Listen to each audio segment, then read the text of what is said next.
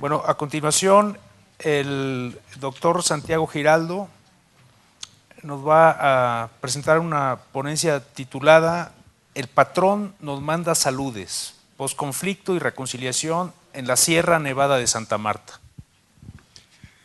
Bueno, gracias a todos y muchísimas gracias a la Universidad del Bosque por invitarme.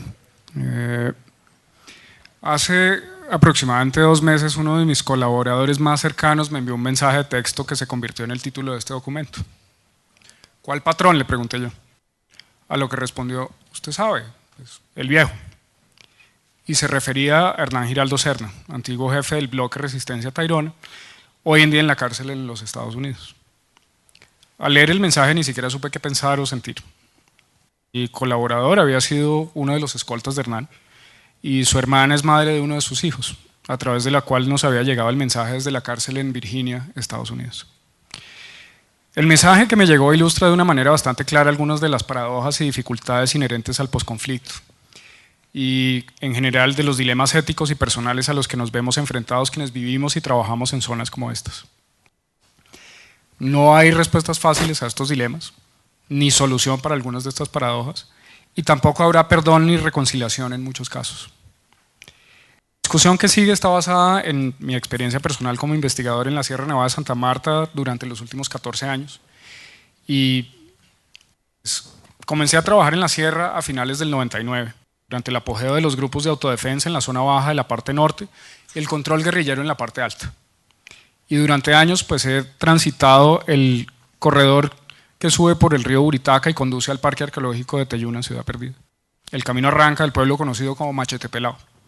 Y se llama Machete Pelado porque si uno llega sin machete ahí le dan.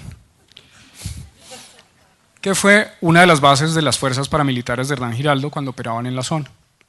Pero realmente, ¿qué cambió entre 1999 y 2014?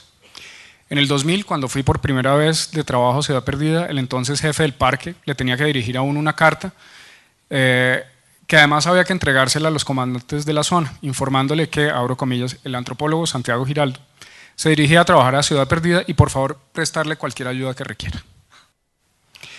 Al llegar al pueblo había hombres armados por todos lados y aún me acuerdo de un joven de unos 16 años sentado en un columpio del parque, meciéndose suavemente con su fusil AK-47 colgado del hombro. Vi campos de coca sembrados por todos lados, cocinas donde llevaban turistas a que conocieran el procesamiento de pasta base, días de pago cuando rodaba la cerveza y camionetas llenas de hombres armados que iban y venían. Hoy en día y al cabo de tantos años trabajando en la zona, algunos de mis amigos de Machete dicen que soy más de aquí, de Machete, que de allá, o sea, de acá.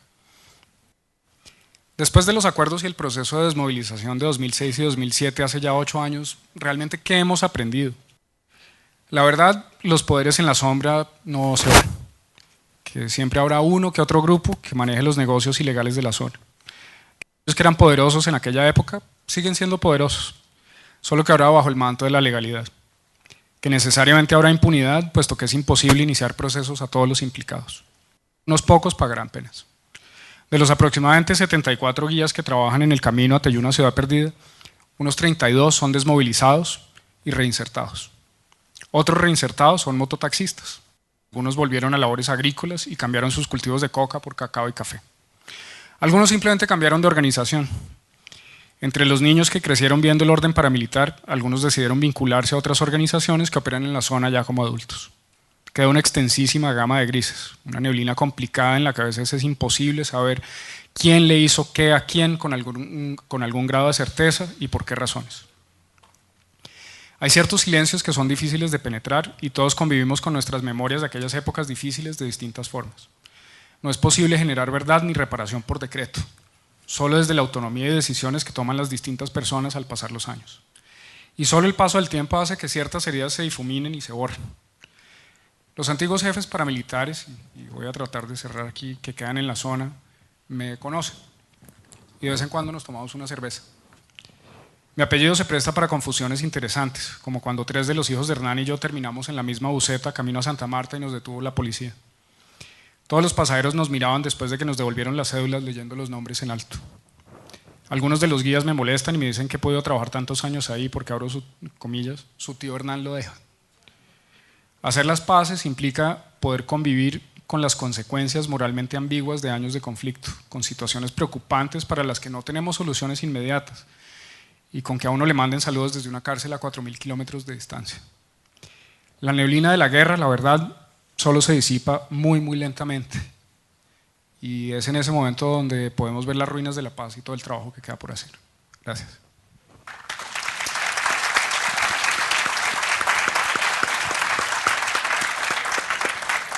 Gracias, doctor.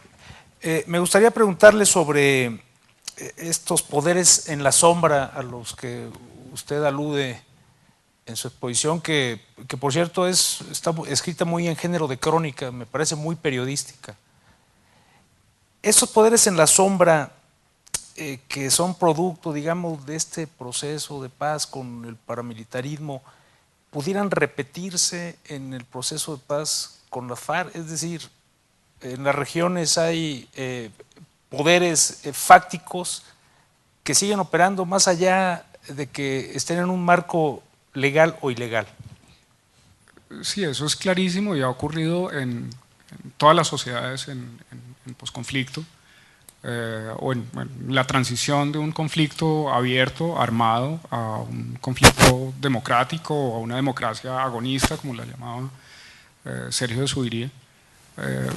El poder se mantiene, está en su naturaleza querer reproducirse y querer no soltar el poder. Uno de los casos más patentes que tenemos es el del expresidente Uribe. Ese poder se mantiene, y en el caso de las FARC, con casi toda seguridad, y varios amigos míos que trabajan en distintas partes de Colombia, en el Bichada, en Guainía, en todas esas zonas que nadie visita ni nadie quiere ver, lo dicen muy claramente. Una de las preocupaciones de los jefes de frente es el vacío de poder. ¿Y qué va a ocurrir en esas zonas una vez que hay una desmovilización? ¿Quién va a mandar ahí? Y en algunos casos, algunos de ellos seguirán mandando. En otros, quizás no, todo depende lo que podríamos llamar como el proceso de judicialización que algunos quieren, posterior al conflicto. Habrá algunos que serán procesados por crímenes de lesa humanidad, habrá otros que no, y probablemente se devolverán esas zonas, pero sí, en general lo que hemos visto es que ese poder busca mantenerse y continuar.